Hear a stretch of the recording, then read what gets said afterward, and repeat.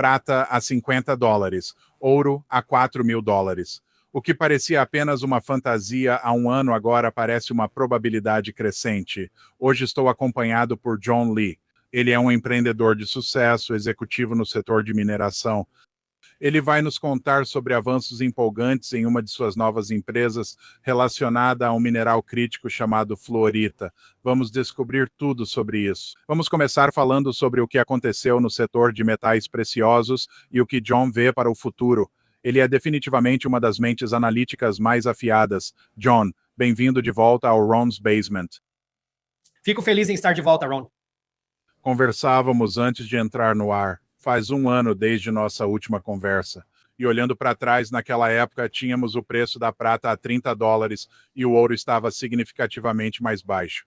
O que você acha que aconteceu ao longo do último ano? E você tem um verdadeiro talento para fazer previsões precisas? Alguma ideia de para onde acha que estamos indo com a prata e o ouro? Sim.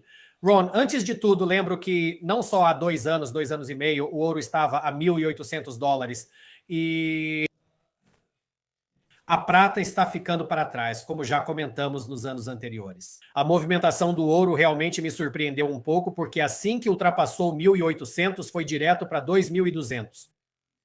E foi para 2.800, que era o meu alvo há 2 anos atrás, e ficou nesse nível por pouco tempo e depois subiu direto para o nível de $3.400. Então eu acho que o ouro não surpreendeu só a mim, mas também a alguns outros analistas.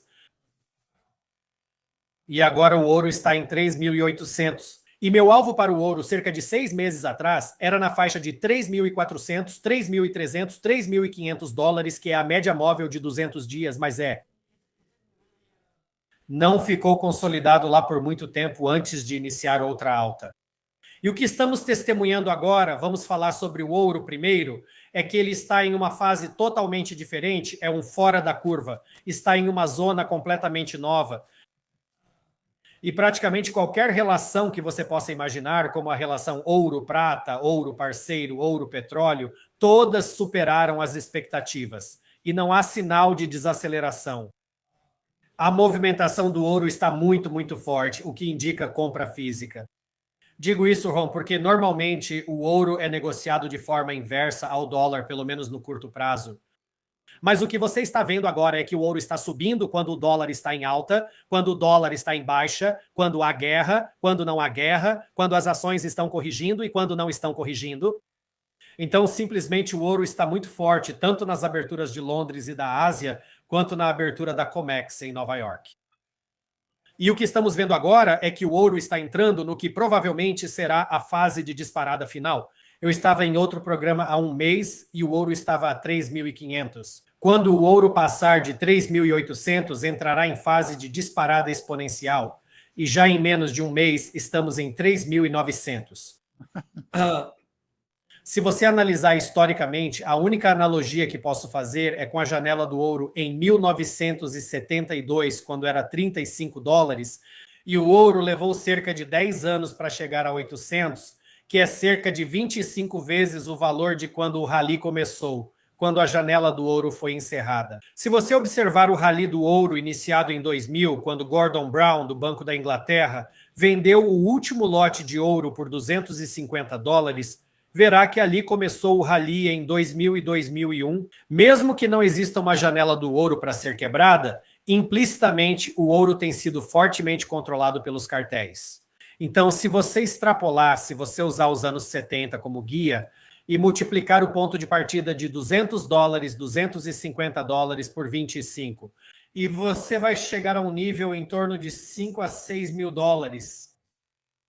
E o que parecia uma fantasia ou inacreditável, 4 mil a 6 mil, é só 50% a partir daqui.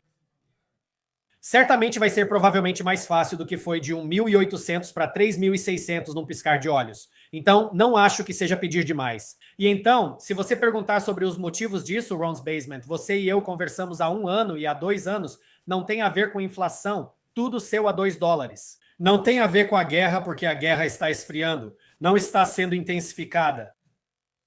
Na verdade, tem a ver com os micromandatos, a moeda digital do Banco Central que vai ditar onde você compra as coisas, quando você compra as coisas e onde você compra as coisas.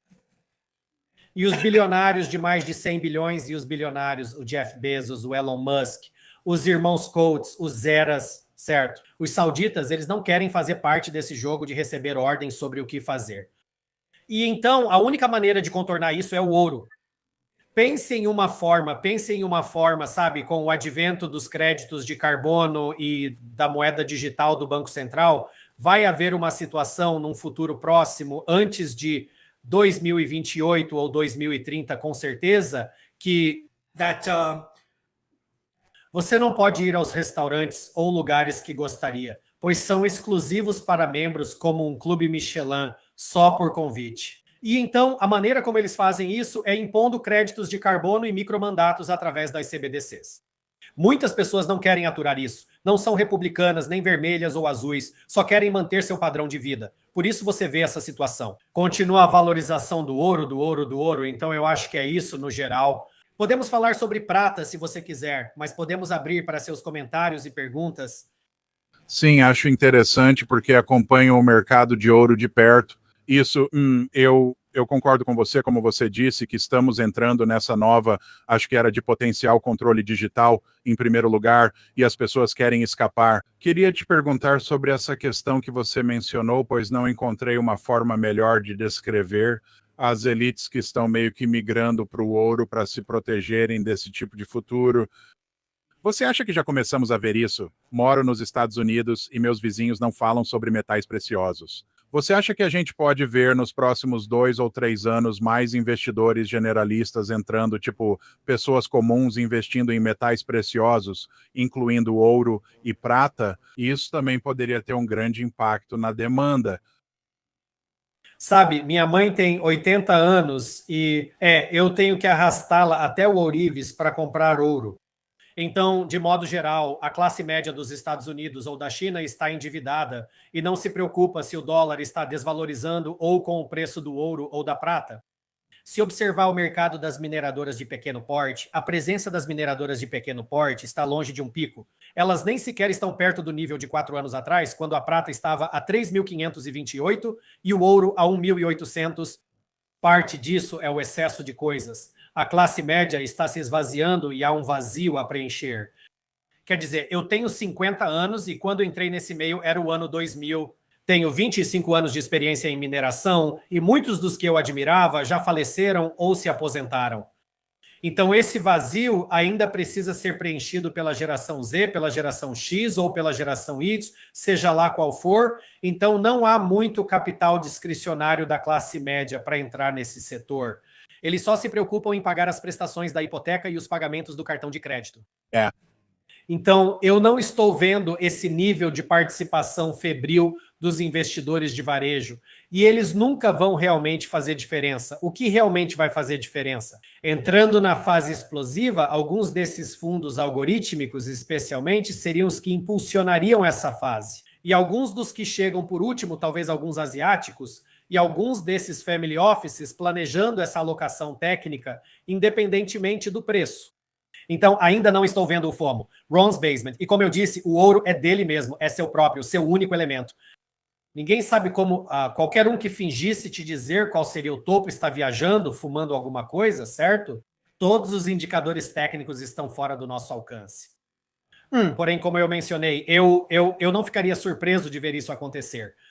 Se o ouro atingir entre 5.500 e 6.000 dólares, isso equivale a cerca de 50%. A partir de onde estamos hoje, nos próximos 6 a 12 meses, quando você vê o ouro variando 100, 150 dólares por dia, percebe que essa volatilidade indica que um possível topo já esteja formado. Mas agora, acho que estamos por volta da 5ª ou 6ª entrada, já passamos da metade, mas ainda não chegamos lá. O topo...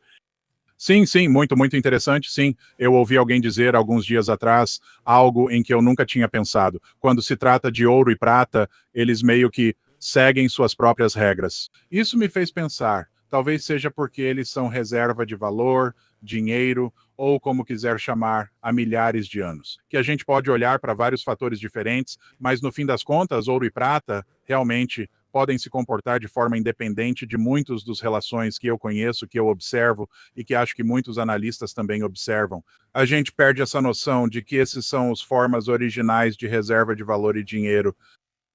Eles sempre estiveram errados. Isso só foi muito manipulado porque, para que o poder estabelecido consiga alcançar sua agenda, seja ela o mandato de saúde ou o não possua nada e seja feliz, eles precisam continuar recrutando seus aliados. E a única forma de fazer isso é pagando-os.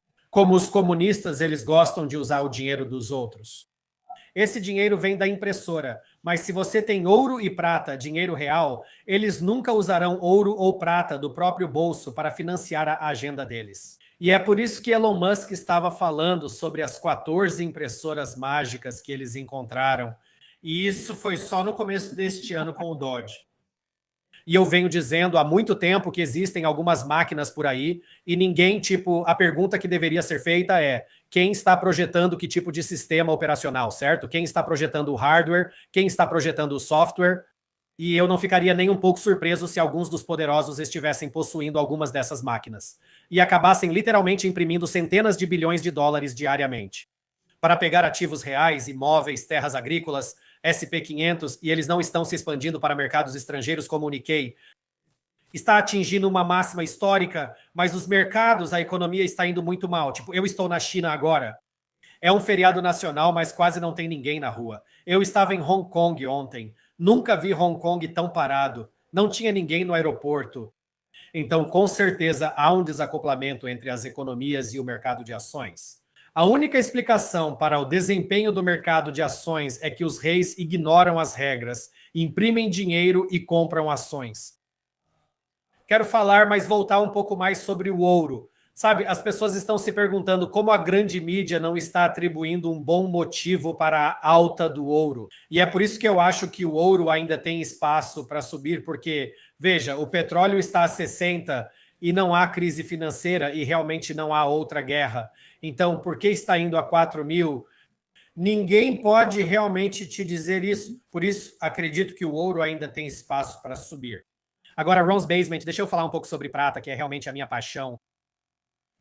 A prata ficou para trás. Acho que quando estive no seu programa no ano passado, há 2 motivos para isso. Um é que a China estava passando pelo equivalente a uma crise financeira dos Estados Unidos em 2011, com o colapso total do mercado imobiliário e a economia virada de cabeça para baixo. Então, uma grande parte desse interesse especulativo dos asiáticos na prata foi retirada da equação. E é por isso que você vê o ouro de 1.800 a 2.500. Sim, a prata teve dificuldade para passar dos 30. Se você olhar para 1980, o ouro estava a 800 e a prata a 50. Em 2011, o ouro estava a 1.200 e a prata continuava a 50. E ainda assim, o ouro está no dobro do nível de 2011. Sim, a prata estava com dificuldade para ultrapassar os 30. Participei de alguns programas e comentei sobre isso no meu Twitter. Em maio foi quando aconteceu o ponto de inflexão. Que há 2 coisas acontecendo em maio deste ano. Primeiro é que há muitas pessoas, os entusiastas da prata, esperando o ouro corrigir. Porque o velho ditado era que quando o dólar sobe e o ouro corrige, a prata vai amplificar essa correção. Então as pessoas estão esperando essa oportunidade de compra para a prata voltar para a casa dos 20 dólares e talvez para o ouro voltar para 2.200 ou pelo menos corrigir de 3.300 para 2.800. Isso criaria um ponto de entrada para a prata. Isso nunca aconteceu. Então eu acho que em maio deste ano, o que eu percebi foi que o especulador percebeu, seja por uma dica, por tendências técnicas ou qualquer informação que ele tinha, que o ouro nunca mais vai cair abaixo de 3.000. Isso fez com que a platina também subisse naquele momento, assim como a prata. Então, para mim, está muito claro que houve uma realocação técnica, realização de lucros, ou pessoas que estavam só esperando e começaram a entrar em massa na prata. Se você observar a movimentação diária da prata, verá que ela repetiu o mesmo padrão em maio, com o dólar em alta, o ouro em queda e a prata subindo. E isso é muito, muito raro. É o tipo de cenário que você vê uma vez por década. E estava agindo como uma criança mimada, desafiando todos os sinais vermelhos. É só receber a ordem e continuar seguindo em frente. E foi isso que eu disse, que quando a prata ultrapassou $35 com força em maio, e você disse que era melhor comprar prata a 36 do que comprar a 34, porque toda vez que a prata ultrapassa 35, ela vai para 50 rapidinho. E de fato foi exatamente isso que aconteceu. Desta vez demorou mais, pois nas últimas vezes, em 1980 e 2011, quando a prata passou de 35, atingiu 50 em 2 semanas. O motivo é que os cartéis despejavam tudo que podiam no mercado de prata. E como o período de calmaria do verão tem um pouco menos de liquidez, eles conseguiram pressionar isso por mais algumas semanas. No entanto, você sabe, boom, começo de setembro. Mesmo sendo dos Hamptons, eles dizem, a prata é a única opção do momento. É por isso que a prata foi num piscar de olhos de 36 para 38, depois foi para 41 e 43. E agora estamos em 48. O que é realmente empolgante agora? Vou te dizer. Acredito que a prata vai chegar a pelo menos 85 nos próximos 6 meses.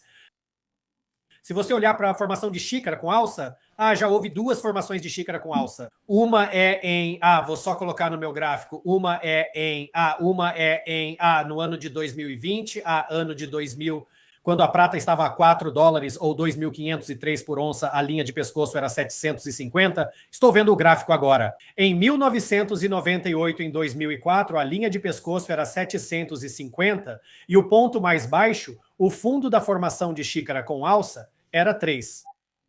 Após a prata passar de $7,50 em 2004, rapidamente chegou a $15. Então, essencialmente, você tem aquela xícara a virada do outro lado. Se você olhar em termos de escala logarítmica, de 4 para 7,5, certo, a linha de pescoço foi um dobro, e a prata então dobrou de 7,5 em menos de 2 anos para 15. Então agora, se você avançar para outra formação muito clara de xícara com alça, não sei se você colocou os gráficos, mas essa formação muito clara de xícara com alça começou em 2011, quando a prata estava a 50, e então essa xícara desceu até 1.513 para 15 em 2016, 2020, e agora está desafiando a linha de pescoço novamente em 50. Então, se você extrapolar a queda na escala linear, que é 50 menos 15, isso dá 35, e se você adicionar 35 à linha de pescoço em 50, isso vai dar 85. Então, 85 é o cenário conservador que vamos observar nos próximos 6 a 12 meses. Mas se você estiver olhando apenas para um alvo otimista ou agressivo, então você vai analisar a escala logarítmica dessa formação de xícara com alça. Nesse caso, o fundo da formação foi 15 e a linha de pescoço foi 50. Então isso é 3x, então se você quiser projetar para o outro lado, 3x a partir da linha do pescoço em 50 será 150. Então, minha hipótese ou minha profecia é que a prata vai disparar para a faixa de 85 a 150. 85 é o alvo ou objetivo conservador que a prata vai alcançar em algum momento de 2026, seja em março de 2026 ou em setembro de 2026. John. Preciso te interromper porque já registrei isso várias vezes ao longo do último ano, prevendo que até o dia da mentira, 1º de abril, teríamos prata entre 65 e 85. Quero que saiba que muitos amigos da minha audiência estão nos acompanhando e adoram ouvir você. E uma última coisa, não sei se você consegue ver aí, está bem atrás de mim, eu tenho só por diversão, eu tenho um ursinho de pelúcia, ele é o urso da prata e ele está vendado. Nessa venda, 85, sim, 85, pois tá aí. Eu tinha esse, você não consegue ver, mas à minha direita eu tenho outro urso, que era o urso do ouro. Ele era 2.500. As pessoas diziam que eu era louco, as pessoas dizem que eu sou louco por falar 85, eu fico tipo, vocês não entendem se vocês apenas olharem de várias formas diferentes. E como você acabou de descrever com o copo, quero dizer, o padrão de xícara com alça mais épico, isso é real. E de tantas perspectivas, só de uma perspectiva quantitativa, numérica, sabe, como você disse, prata entre 85 e 100 é muito, muito possível. First Mining Gold é uma desenvolvedora canadense de ouro, com 2 projetos de multimilhões de onças no Canadá, Spring Pole, em Ontário, e Duparquet, localizado em Quebec. Milhões de onças de ouro no solo do Canadá. Avançando no processo de licenciamento, a empresa não tem dívidas e muitos grandes catalisadores no horizonte. esse seria um alvo conservador. Se você observar a relação ouro-prata, historicamente ela fica em 70. Sim, e se considerar que o ouro já está a 4 mil, mesmo que permaneça nesse valor, Sim. com uma relação ouro-prata de 50, estamos falando de prata a 80. Então, no geral, na prática, o prata a 80 não é exagero nenhum, e como eu disse, pode chegar a 150. Então, com o ouro a 4 mil dólares e 150 de prata, a proporção será 30 e, coincidentemente, 30 é o fundo da proporção quando a prata atinge o pico.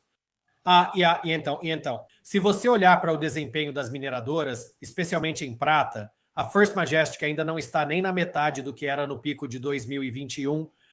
Este é outro sinal de que o interesse especulativo é amplo. Quem compra ouro e prata físicos difere muito de quem compra ações de mineradoras. Elas ainda estão no terceiro ou quarto estágio, mas não tente ser esperto esperando para se posicionar. Porque na última fase, 80% do ganho acontece naquele 20% da janela de tempo.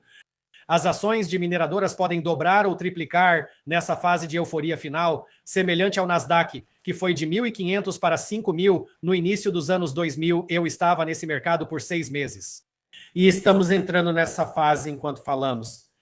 Sim, sim, mas espere, tem mais, porque quero te fazer mais uma pergunta para compartilhar sua opinião com o nosso público sobre a prata. E então vamos embarcar nessa jornada para conhecer sua outra empresa, Cleantech Vanadium e Fluorita. Isso é fascinante. Minha última pergunta sobre a prata: podemos analisar todos os motivos técnicos e gráficos que justificam a prata, mas fundamentalmente também há uma tese muito forte quando você olha simplesmente para a oferta de prata entrando no mercado. E, sabe, o setor de mineração, eu acho que o setor de mineração de prata atingiu o pico de produção de prata em 2016. Mas quando você olha para o setor de demanda ou para o lado da demanda dessa equação, também é igualmente otimista. Algum comentário sobre o fundamento da prata? Sim, Ron, eu já disse várias vezes, o comportamento do mercado e dos preços é sempre ditada pelo interesse dos investidores, nunca é pelo interesse industrial. E então cerca de 70% da prata está comprometida com usos industriais. E normalmente, quando o preço da prata sobe, como eu já mencionei, acho que foi no seu programa antes, a demanda industrial diminui à medida que o preço sobe, porque o mercado começa a buscar alternativas. A demanda por investimento é oposta. Quanto maior o preço, mais as pessoas compram.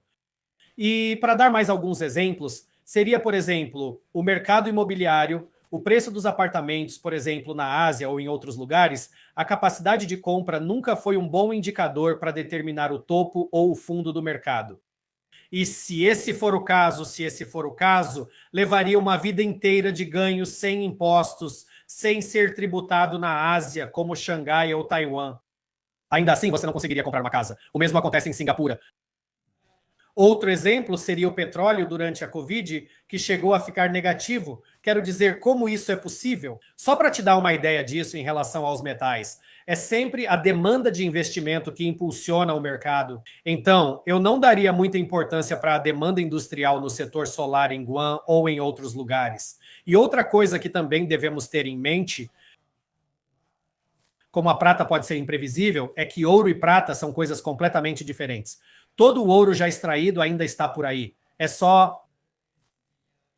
O motivo é só esse, por existir.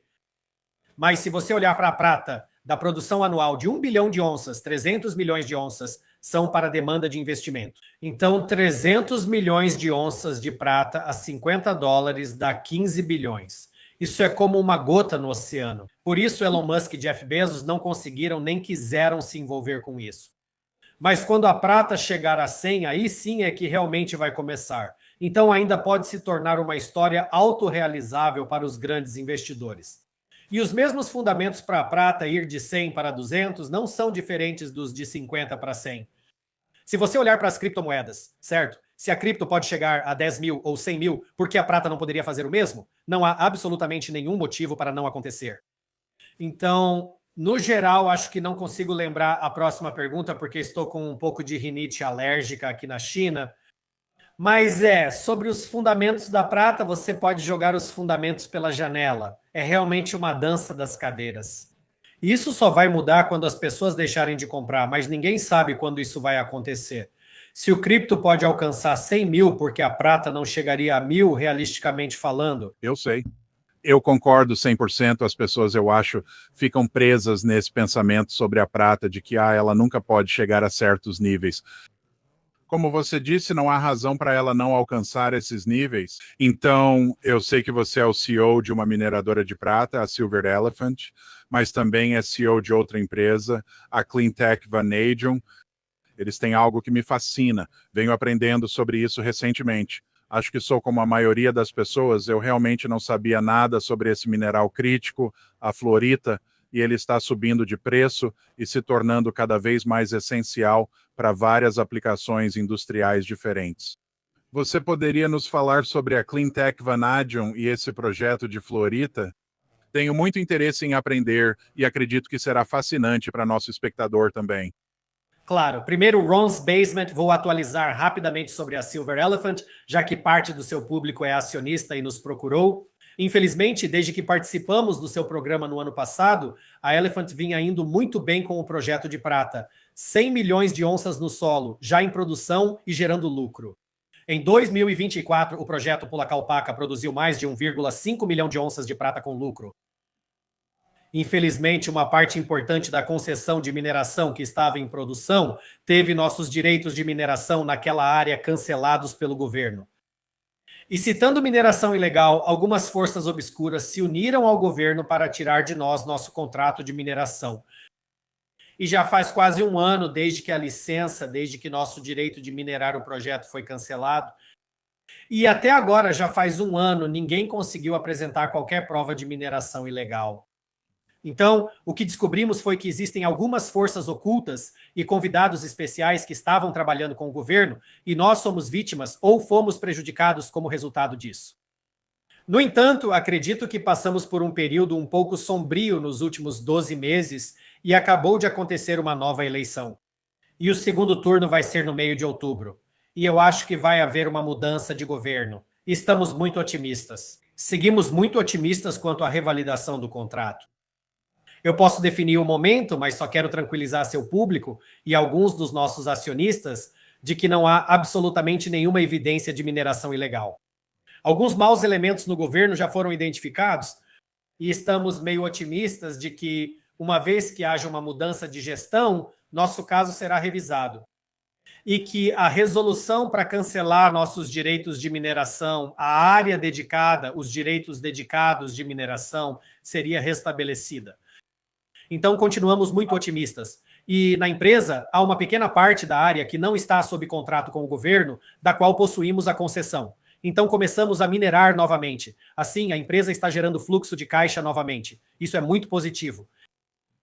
Agora, exceto pela iniciativa da Fluorita, que foi o que começamos a investigar na Cleantech, que é meu outro projeto. Então, Fluorita e Prata foram os únicos 2 projetos que eu estava acompanhando o ano inteiro. Só uma breve introdução, Ron. A fluorita é usada em energia nuclear. Tem muito a ver com a modernização da economia, especialmente na geração e armazenamento de energia, assim como, em particular, na geração e armazenamento de energia. Nisso, Fluorspar 6, o flúor obtido pela extração e concentração da fluorita é necessário para enriquecer o urânio.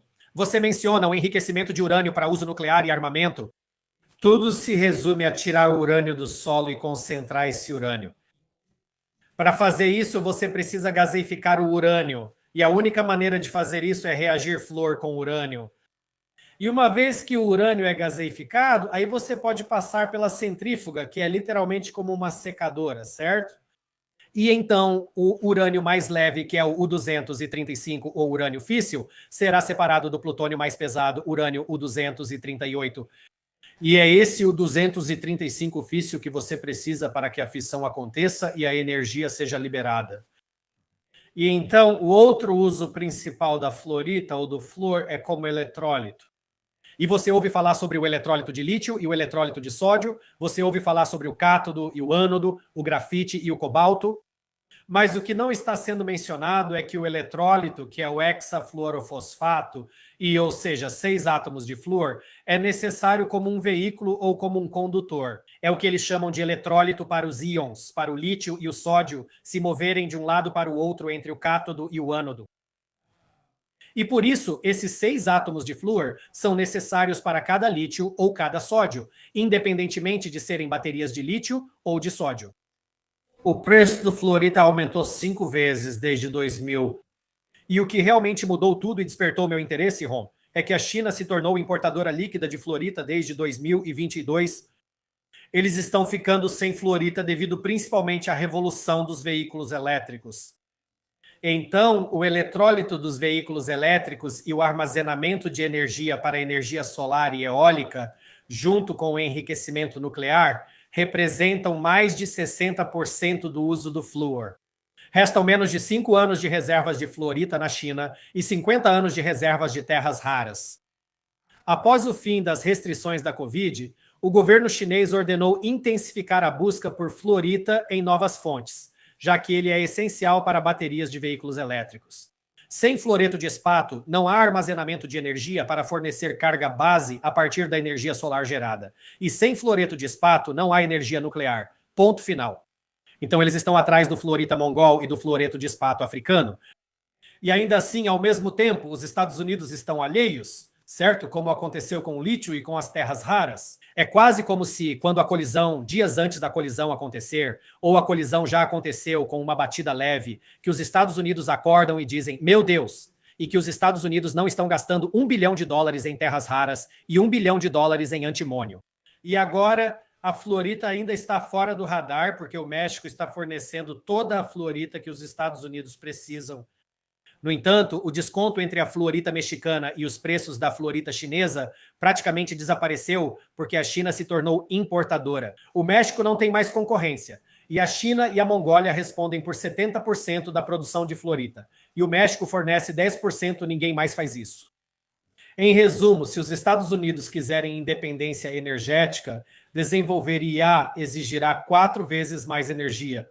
Quero desenvolver baterias de eletrólito para veículos elétricos da Elon Musk e da LG, todas precisam ser criadas. Os Estados Unidos precisariam de 4 vezes mais fluorita que hoje, que é 500 mil toneladas. Serão necessárias 2 milhões de toneladas só para realizar o sonho da inteligência artificial. Fluorita é necessária para gravar as lâminas de silício para a TSMC e a NVIDIA. Energia nuclear, solar e baterias de veículos elétricos, mesmo com 2 milhões de toneladas, é 4 vezes o consumo dos Estados Unidos, mas ainda 1/3 do consumo da China, que chega a 7 milhões de toneladas, e matematicamente não há excedente de 1 milhão de toneladas de fluorita no mercado para os Estados Unidos. Sem falar dos coreanos, japoneses, alemães, europeus, porque eles também estão ficando sem, não sai mais fluorita da China. E é por isso que estamos tão animados em voltar este ano para que a Clean Tech estabeleça presença nos Estados Unidos, e é no cinturão de Kentucky e Illinois. E é de lá que veio 95% da fluorita histórica dos Estados Unidos até 1980, quando a China inundou o mercado de fluorita. Claro, o cenário está sendo completamente transformado. Nos últimos 3 anos, o preço aumentou mais de 50%, chegando a $500 por tonelada. E eu acredito que vai dobrar nos próximos 3 anos, porque simplesmente não há fluorita disponível. E a China está definindo as tendências de preço. A China aceita tudo, independentemente do preço. E agora eles estão simplesmente aumentando os preços da fluorita de forma constante para tentar, primeiro, adquirir o máximo de fluorita possível e estocar. E em segundo lugar, é só para garantir os demais projetos de fluorita disponíveis na África antes de revelar isso.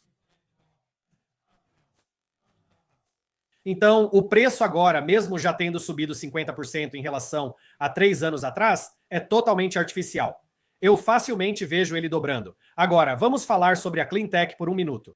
Os preços das ações da Clean Tech subiram mais de 5 vezes em 2 meses após adquirirmos o projeto. Mais de 50% das ações estão sendo negociadas no mercado. E o acionista interno detém cerca de 50%. Então, basicamente, todo o free float do mercado está sendo negociado nos últimos 2 meses. Mas, neste momento, o valor de mercado ainda é de $5 milhões. A MP Materials vale 10 bilhões de dólares devido ao projeto de terras raras na Califórnia, que já faliu e foi reciclado 2 vezes. E se você olhar para alguns dos projetos de Edamame que novamente estão sendo reciclados através de falência, eles estão sendo negociados na faixa de 500 milhões a 1 bilhão de dólares. E se você olhar para alguns dos emissores de urânio, eu sei que você acompanha o mercado de urânio, as uma dúzia mais ou menos de emissores de mineração de urânio listados nas bolsas norte-americanas, todos eles estão entre meio bilhão e 10 bilhões de dólares. Então, você sabe, esse mercado é forçado a lidar com isso e a Fluorita é o Robin para o Batman. Se os Batmans estão na casa dos bilhões de dólares, por que o Robin não deveria valer 1/10 disso? Isso ainda representaria múltipla valorização em relação ao ponto atual da Cleantech. Sim, e esse depósito fica bem no centro dos Estados Unidos. Existem outros projetos de fluorita nos Estados Unidos? Alguma outra empresa que seja negociada publicamente nos Estados Unidos? Certo. O maior elefante na sala é esse distrito do cinturão de fluorita de Illinois e Kentucky, e ele tem centenas de quilômetros de extensão. Para investidores em ouro, isso será como a Battle Mountain de Nevada. E em apenas 2 meses fizemos 3 transações e acreditamos que provavelmente virão mais por aí. Já acumulamos 8 mil acres e 20 depósitos distintos, 20 depósitos distintos, todos estrategicamente localizados em grandes tendências. Existem de 15 a 20 grandes tendências nesse cinturão de fluorita, que mede 100 km por 100 ou 100 milhas por 100 milhas. Então já acumulamos 15 depósitos e eles estão situados em 15 falhas e tendências diferentes. Eu diria que a Cleantech provavelmente está entre os 3 maiores nesse cinturão de fluorita. Atualmente, os Estados Unidos praticamente não produzem fluorita internamente. Existem apenas 2 empresas de mineração na Bolsa de Valores da América do Norte que possuem projetos de fluorita na América do Norte. Há um projeto em Utah com valor de mercado 3 vezes maior que o da Cleantech. Eles falam em iniciar a produção, mas ainda não começaram. Primeiramente, a Cleantech já possui 10 milhões de toneladas de recursos de fluorita no solo, com base em dados históricos ainda não verificados e padrões de relatório antigos. Isso representa cerca de 20 vezes a necessidade anual dos Estados Unidos, considerando 740 furos de sondagem. Então, estamos muito confiantes, antes de tudo, de que provavelmente há cerca de 10 milhões de toneladas de recursos no solo, com base nos resultados das sondagens. E, em segundo lugar, os furos de sondagem não cobrem nem 10 a 20% das áreas conhecidas nessa área mineralizada de 8 mil acres. Então, é possível que o recurso possa dobrar ou até mais, e isso provavelmente vai levar um tempo, talvez além da minha vida, porque a área de terra é tão grande e o recurso, a reserva, é tão enorme. Por isso, participamos de alguns programas diferentes que afirmam ser a melhor oportunidade da minha vida. Trabalhei 20 anos com mineração, na época em que Cleantech valia 5 centavos e chegou a 25 centavos. Agora está se estabilizando em torno de 15 centavos, o que cria um ponto de entrada muito bom. E, novamente, Kentucky é um estado conservador, amigável à mineração, não há outra indústria, não há agricultura, não há turismo, não há criação de gado. Não há outras indústrias. É uma cidade mineradora histórica. Então, estamos muito confiantes em trazer de volta o renascimento, o passado glorioso de Kentucky, Illinois, Bell, e queremos escrever a história dos Estados Unidos. Para a indústria de mineração de fluorita e para fornecer valor agregado às indústrias dos Estados Unidos, à economia dos Estados Unidos, quero assegurar ao Ron que há algumas dúvidas sobre nossa intenção, que é 100% servir aos interesses dos Estados Unidos. Não vemos muito flúor e fluorita saindo dos Estados Unidos, e nossos clientes são os principais operadores nucleares, os principais produtores químicos e as fábricas de eletrólitos para baterias nos Estados Unidos. Como você mencionou, essa área fica a poucas horas de onde moro e tem uma grande história de mineração. Acho que até existem algumas plantas de processamento nessa região também, se não me engano, Honeywell, talvez outra empresa. Sei que já falamos bastante, mas preciso perguntar porque isso me fascina. Entendo como prata, ouro, carvão e outros são extraídos do solo. Você pode me dar uma explicação rápida de como a fluorita é extraída? Obviamente ela é retirada do solo, mas como é o processo de mineração da fluorita? Sim, Kentucky tem uma longa tradição na mineração de carvão, petróleo, gás e fluorita. Nesse distrito de fluorita, entre Kentucky e Illinois, extraíram mais de 30 milhões de toneladas de fluorita. O auge foi na Segunda Guerra Mundial, quando a fluorita serviu como agente fundente na produção de aço e alumínio. Muita fluorita foi extraída do solo e só fizemos uma visita ao local lá. Há milhões de toneladas de resíduos e rejeitos, dezenas de poços abandonados e pequenas galerias de 30 a 50, tipo 30 metros, certo? O poço, de tamanho bem modesto, você pode literalmente olhar lá para baixo, vai ver a fluorita. Então, depois da visita ao local, é tipo, meu Deus, sabe? Isso nem precisa de um estudo de viabilidade para reiniciar a produção. E há vários locais de usinas abandonadas em diferentes condições que precisam de reabilitação. Então, esse é um dos nossos principais objetivos. Analisar como podemos acelerar isso para a produção. O Departamento de Energia destinou US$1 bilhão. Muito dinheiro é dedicado ao reprocessamento de rejeitos e resíduos, porque isso elimina ou reduz o custo de extração, mineração e os propósitos associados a isso.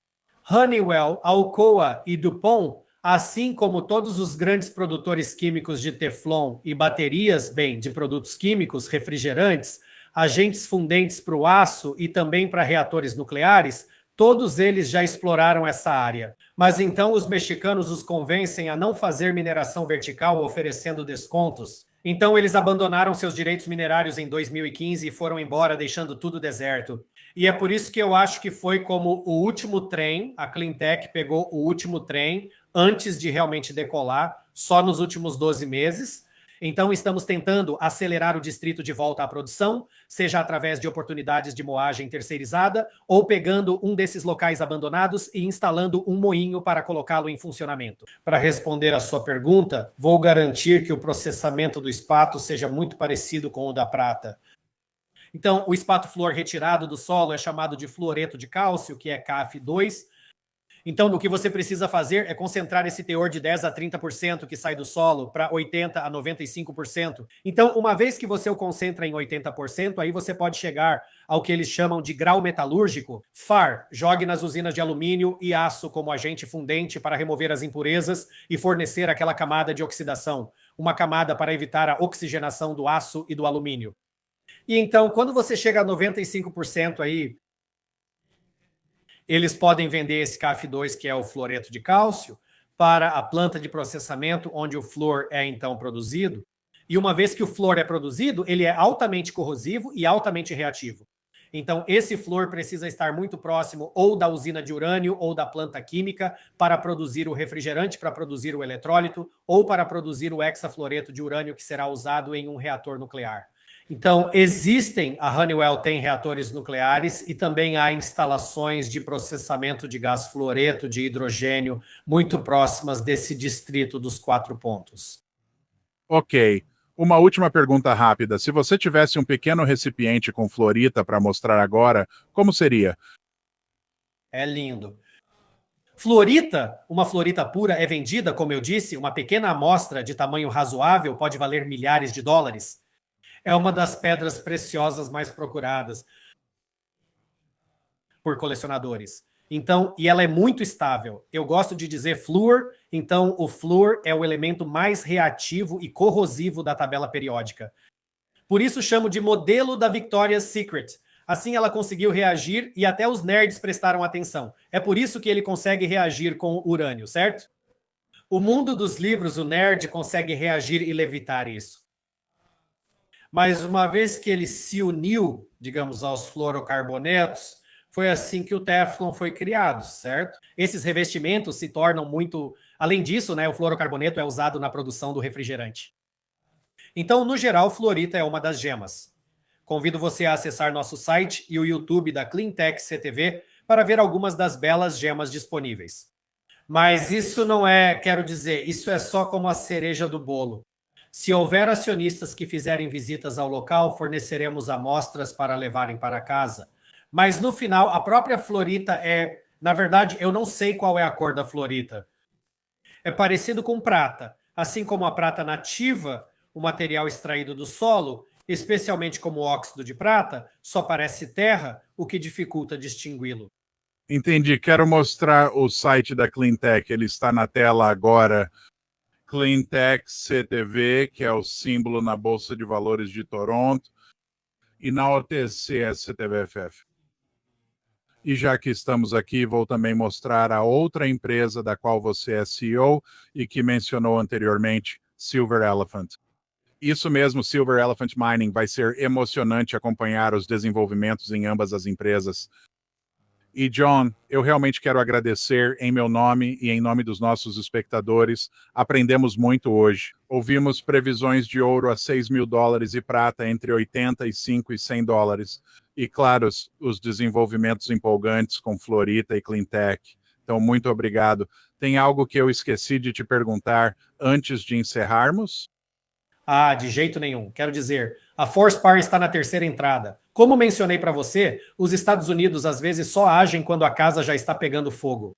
Quando agem, Trump adota postura decisiva para enfrentar problemas, investem 1 bilhão em terras raras e outro em antimônio. Então, eu diria que isso é como a segunda entrada, sabe? Desde o começo para a Florita. E eu recomendo muito e incentivo que seu público confira. Basta acessar Cleantech CTV ou simplesmente pesquisar por Florita. Há muito o que aprender e o recado está dado porque a China está comprando Florita e você vai ver uma onda de aquisição de terras acontecendo agora em tempo real. E então esse momento de epifania vai chegar muito em breve. Por isso, não consigo pensar em um momento melhor para entrar nesse mercado tão interessante de Florita. Então confira a gente. Parece ótimo, John. Mais uma vez, obrigado em meu nome e da comunidade que se juntou hoje para ouvir e aprender com você.